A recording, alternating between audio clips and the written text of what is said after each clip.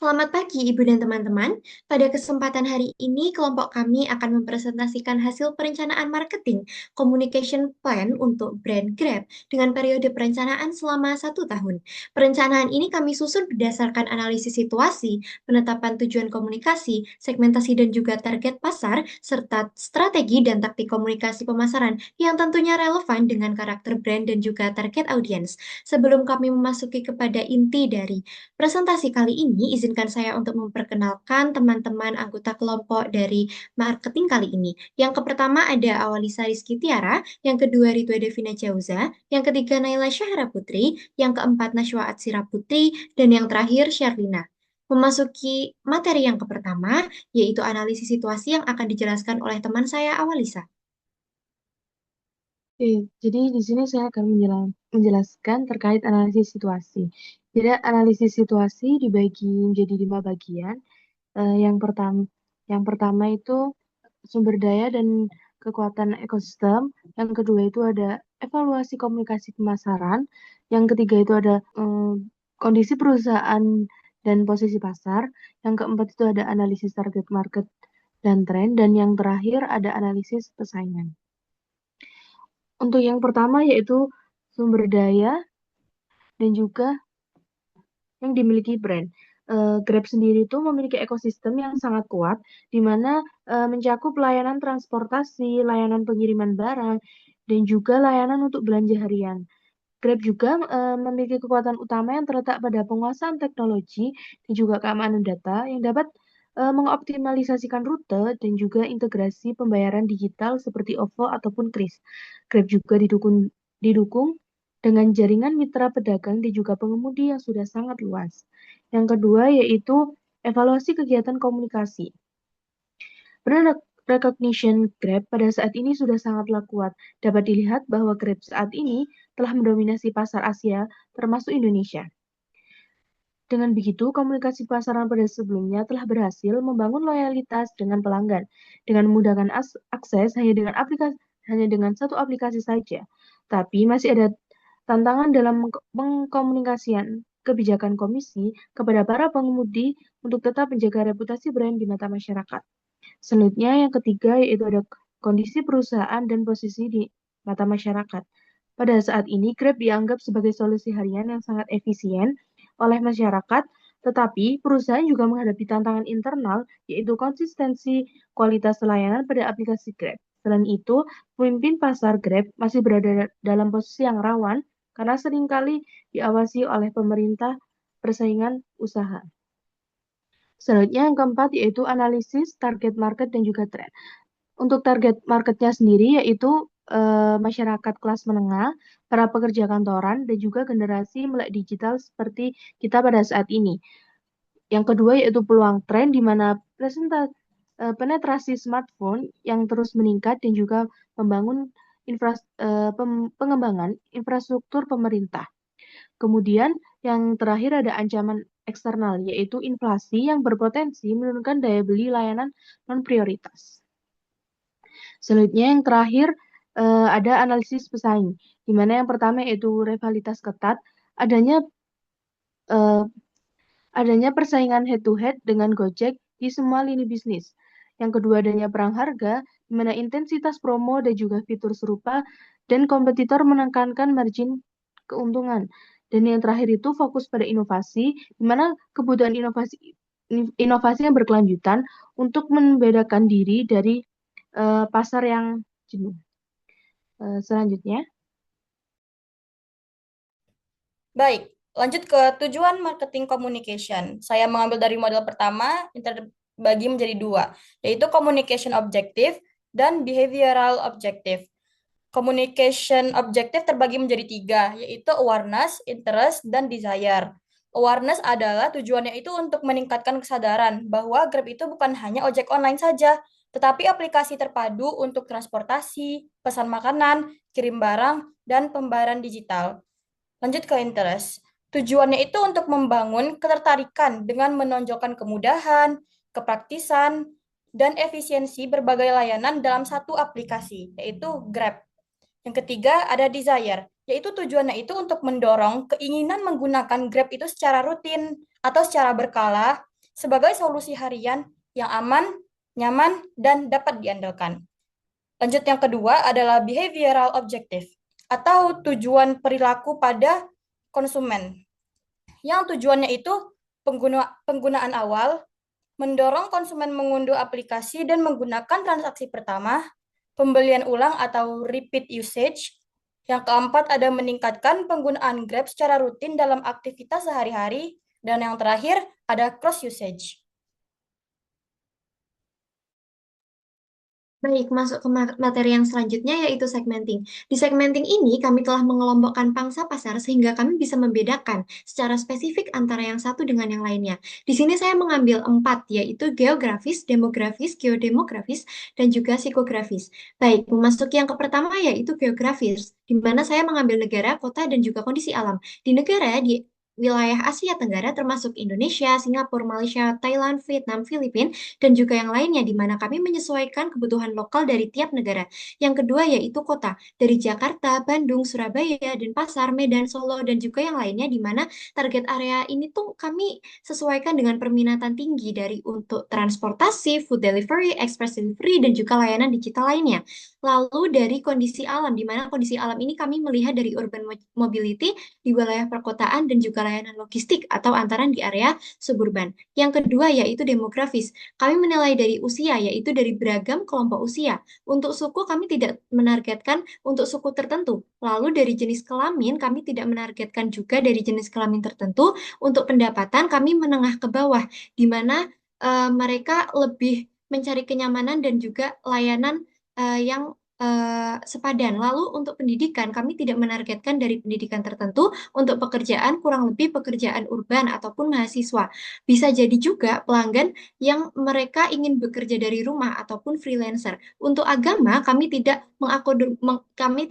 menargetkan tertentu atau kita mengakomodasi seluruh agama di mana salah satu fitur promo Grab ini sendiri bahkan ada yang momentum saat keagamaan. Lalu untuk generasi kita lebih ke Gen Z dan juga milenial. Lalu masuk ke yang ketiga yaitu geodemografis di mana ada mahasiswa atau pekerja muda di kota besar, komunitas keluarga di pinggiran kota, dan daerah yang ramai dengan UMKM atau pasar tradisional. Lalu yang terakhir adalah psikografis, di mana kami menilai dari lifestyle, ketertarikan, opini, dan juga kepribadian. Yang pertama lifestyle, di mana kita mengambil orang yang aktif secara digital dan juga menghargai kecepatan serta kemudahan. Yang kedua, ketertarikan, di mana konsumen ini tuh tertarik dengan kemudahan transportasi dari Grab tersebut. Lalu untuk opini, kami mengambil bahwa pengguna itu tuh menghargai pengalaman digital, nilai promo, dan juga kenyamanan dalam kehidupan sehari-hari. Untuk kepribadian, kami mencari individu yang praktis, mobile, dan juga terbuka terhadap inovasi teknologi yang lebih memilih solusi terintegrasi. Lalu lanjut untuk memasuki ke bagian targeting. Setelah kami memilih segmentasi yang tadi, kami jadi memiliki sasaran target yaitu dua. Yang pertama yaitu primary target dan yang kedua secondary target. Untuk primary target ini tuh kami mencari konsumen yang responsif terhadap teknologi digital. Jadi lebih sering untuk melakukan transaksi lewat aplikasi, di mana ini tuh penggunanya aktif untuk memberikan lifetime value tertinggi ke dalam bisnis Grab kami. Contohnya pengguna urban digital, terutama Gen Z dan juga milenial di usia 18 sampai 35 tahun karena merupakan pengguna aktif aplikasi transportasi online dan layanan antaran. Yang kedua, orang yang cenderung menggunakan efisiensi sehari-hari, mahasiswa, pekerja profesional, dan juga keluarga muda yang membutuhkan layanan on demand. Lalu, pengguna yang intens menggunakan multi layanan Grab seperti transportasi GrabFood, GrabMart, pembayaran digital lewat GrabPay, dan sebagainya. Lalu yang secondary target, itu sebenarnya targetnya itu juga termasuk penting karena dapat memperbesar basis layanan dan juga meningkatkan frekuensi penggunaan. Contohnya, pengguna casual yang mereka tuh menggunakan Grab ini hanya sebagai waktu tertentu, contohnya saat hujan, liburan, ataupun saat ada promo. Lalu pengguna di daerah suburban atau pinggiran yang sebelumnya itu tuh menjadi kota besar penuh penetrasi dari Grab. Lalu yang terakhir yaitu mitra pengemudi, mitra pengantaran, dan merchant UMKM sebagai bagian dari ekosistem Grab. Mereka itu sebenarnya bukan end customer utama, tapi juga ikut memperluas penggunaan dari layanan Grab tersebut.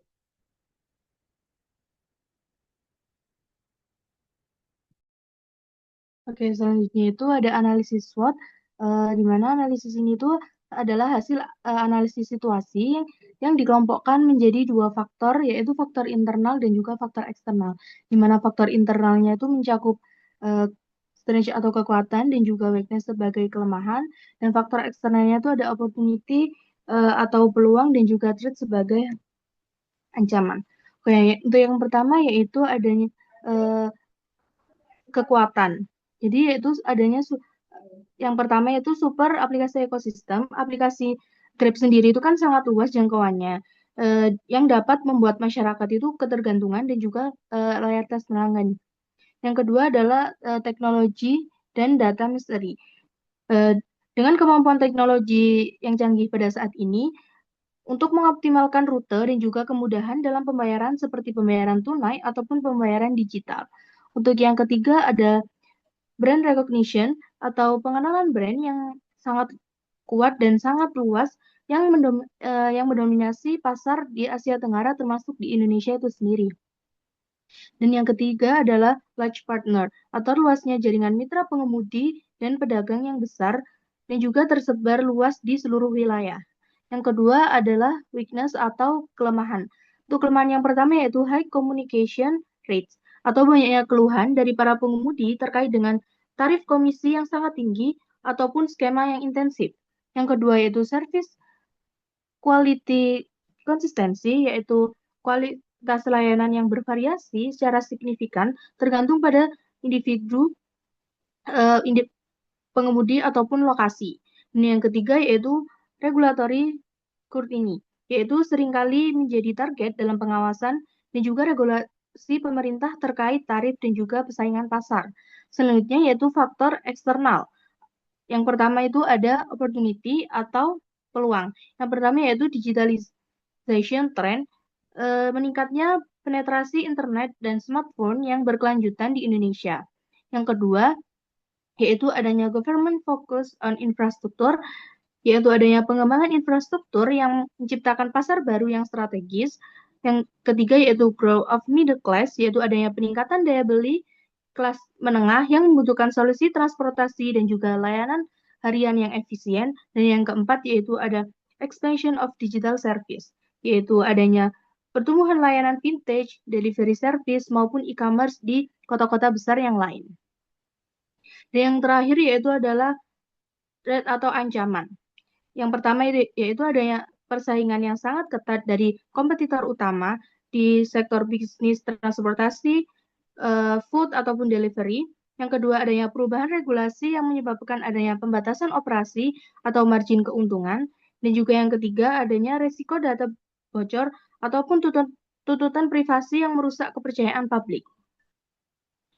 Kemudian grand strategi yang kita gunakan yaitu SO atau Stretch Opportunity, yaitu melakukan penetrasi pasar secara agresif pada kota top tier 2 atau top tier 3 dengan menggandeng UMKM lokal dalam ekosistem super aplikasi. Alasannya karena perusahaan memiliki kekuasaan berupa sistem super aplikasi yang sudah matang dan jaringan yang sangat luas. Perusahaan dapat dengan mudah merangkap peluang digitalisasi di daerah-daerah yang masih pembangunannya masih berkembang dengan masuk lebih dulu ke area yang tidak terlayani taksi konvensional. Perusahaan juga dapat menguasai pangsa pasar sebelum kompetitor yang lain masuk. Next. Selanjutnya ada di brand strategy, yaitu positioning, yaitu Grab selalu diposisikan sebagai super application yang menjadi solusi utama kebutuhan masyarakat Indonesia, terutama harian masyarakat, sebagai contohnya itu transportasi, pesan makanan, kirim barang, dan pembayaran digital dalam satu aplikasi yang praktis, aman, dan mudah digunakan, sekaligus mendukung ekosistem UMKM lokal. Dan positioning statement atau slogannya yaitu Grab, satu aplikasi untuk semua kebutuhan. Selanjutnya adalah strategi. Yang pertama, produk dan target pasar. Untuk produk kami, Grab sebagai transportasi dan pesan antar makanan, dan juga layanan digital. Untuk target pasar kami yaitu masyarakat perkotaan usia 18 hingga 40 tahun, mahasiswa dan pekerja muda yang aktif, mobile, dan bergantung pada layanan digital. Untuk tujuan marketing communication yaitu untuk meningkatkan pemahaman Grab sebagai solusi mobilitas dan kebutuhan harian, membangun citra Grab sebagai merek yang andal, aman, dan peduli, mendorong penggunaan rutin Grab Bike, Grab Car, dan Grab Food.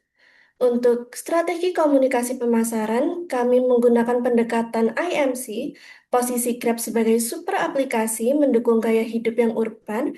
Pesan utama kami yaitu praktis, efisien, dan aman dalam satu aplikasi. Selanjutnya adalah analisis target market dan tren. Advertising, yaitu iklan digital di media sosial seperti YouTube untuk meningkatkan brand awareness dan pemahaman produk. Sales promotion, diskon, cashback, dan voucher mendorong transaksi dan loyalitas pengguna. Public relation, press release, dan kampanye sosial yang membangun citra positif dan kepercayaan publik. E-communication, media sosial, website, dan notifikasi aplikasi, yaitu komunikasi dua arah dan edukasi pengguna. Selanjutnya adalah word of mouth, rekomendasi dan ulasan dari pengguna untuk memperkuat kredibilitas brand secara alami. Dan yang terakhir adalah analisis persaingan. Advertising pada membangun awareness, sales promotion mendorong penggunaan, public relation memperkuat citra, word of mouth memperluas jangkauan pesan, dan terakhir pesan konsisten saling mendukung di semua kanal. Selanjutnya adalah taktik. Yang pertama, advertising. Advertising digunakan untuk membangun brand awareness Grab secara luas melalui iklan digital seperti media sosial, YouTube, dan iklan dalam aplikasi. Pesan iklan menekankan kemudahan, keamanan, dan kepraktisan Grab sebagai solusi mobilitas dan kebutuhan harian masyarakat perkotaan. Yang kedua adalah digital communication.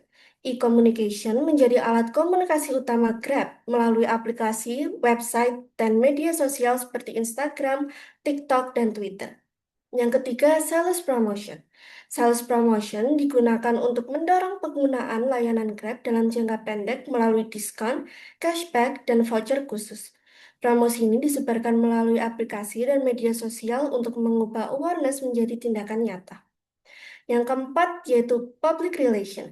Public relation, Grab berfokus pada membentuk citra positif sebagai brand teknologi yang andal dan peduli. Aktivitas PR dilakukan melalui press release, publikasi media, serta event edukatif di kampus dan komunitas perkotaan. Yang terakhir yaitu word of mouth. Menjadi alat komunikasi penting bagi Grab karena berasal dari pengalaman langsung pengguna, kualitas layanan Grab Bike, Grab Car, dan Grab Food yang konsisten mendorong pengguna merekomendasikan Grab sebagai aplikasi penting melalui percakapan, ulasan aplikasi, dan media sosial. Selanjutnya adalah inovasi kami pada advertiser dan sale, yaitu iklan personalisasi berbasis waktu dan aktivitas. Yang kami ambil yaitu GrabFood pada jam makan siang.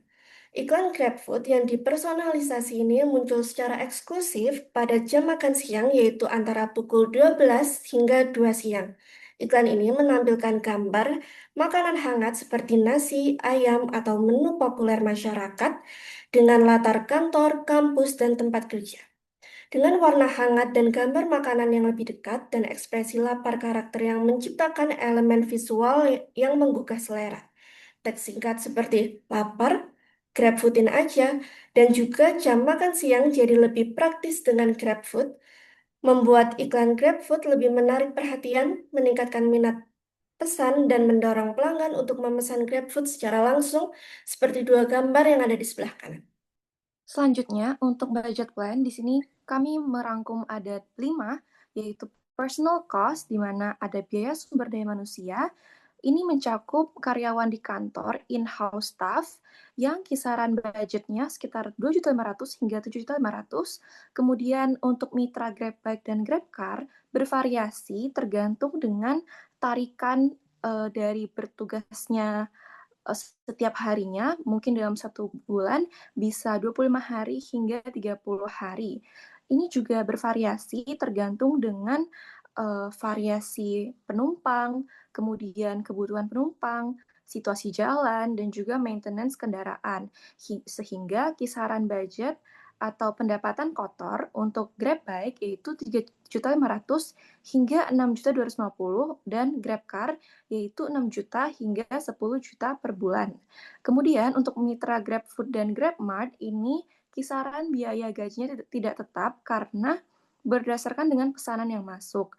Selain itu, mitra GrabFood dan GrabMart ini biasanya sudah memiliki toko dan usaha sendiri, sehingga Grab ini hanya digunakan sebagai media pemasaran.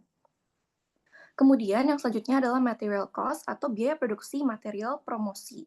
Biasanya dapat kita temui pada mobil-mobil yang ditempeli oleh stiker dengan desain Grab yang bertujuan sebagai promosi secara non-digital, yang kisaran biayanya beragam tergantung jenis mobil, tipe mobil, dan juga berapa lama promosi dijalankan. Kisaran biayanya 350.000 hingga 1.500.000. Kemudian, Grab seringkali menampilkan diri pada booth di event-event seperti Raja Brawijaya, Beauty Expo, atau Jakarta Expo. Dan biasanya pada acara lokal, kisaran biayanya 500.000 hingga 1 juta, dan pada event besar, sekitar 5 juta ke atas. Kemudian yang ketiga yaitu media cost, di mana ini merupakan biaya iklan media digital. Bisa pada televisi, radio, dan pada non-digital yaitu majalah maupun surat kabar. Tergantung pada siaran dan juga channel. Untuk televisi, pada berbagai kanal berita ataupun target audiens yang berbeda-beda juga mempengaruhi kisaran biayanya, bervariasi dari 1.500.000 hingga 20 juta. Kemudian untuk radio tergantung dengan persiaran satu kali tayang radio sekitar kisaran 175.000 hingga 1 juta. Kemudian untuk majalah tergantung pada penampilan pada page depan, tengah maupun belakang memiliki variasi harga yang berbeda-beda sekitar 500.000 hingga 2.500.000. Kemudian yang selanjutnya yaitu equipment dan facilities cost. Yang pertama pada karyawan kantor, in-house staff yaitu gedung dan furnitur kantor. Karena karyawan di kantor membutuhkan ruang kerja, komputer, dan lain-lainnya. Kisaran biayanya untuk membentuk gedung dan juga full furnish itu 500 juta hingga 3 miliar rupiah. Tergantung pada wilayah, luas tanah, dan harga tanah pada tempat tersebut. Kemudian untuk mitra Grab Bike khususnya membutuhkan helm dan jaket Grab yang sesuai dengan SOP Grab, yaitu kisaran biayanya 300.000 hingga 400.000 per set. Dan yang terakhir yaitu administrative cost, yang dimana ada konsultasi perusahaan, komunikasi digital, ATK, perjalanan proyek, pemeliharaan rekening, perawatan gedung, layanan IT, dan layanan hukum. Kemudian yang terakhir yaitu MAN, yaitu person in charge, di mana ini merupakan personel dari kami yang bertanggung jawab ataupun bertugas dalam menghandle kegiatan secara lebih lanjut. Di sini kami ada beberapa section, yaitu advertising yang dipegang dan dihandle oleh Naila. Kemudian selanjutnya untuk sales promotion dihandle oleh Awalisa, personal selling dihandle oleh Nashwa, MPR, event, dan sponsorship dihandle oleh Davina, dan desain packaging oleh saya sendiri. Sebagai penutup, analisis dari marketing communication Grab menunjukkan bahwa keberhasilan Grab di industri layanan digital didukung oleh strategi komunikasi pemasaran yang terintegrasi. Grab mampu mengkombinasikan penggunaan media digital, promosi penjualan, serta aktivitas hubungan masyarakat untuk menjangkau berbagai segmen masyarakat secara efektif. Dari hasil analisis dan juga marketing communication plan kami terhadap perusahaan Grab, semoga dapat memberikan insight baru dan juga inovasi baru, rekomendasi bagi perusahaan Grab. Demikian dari kami sampaikan. Terima kasih.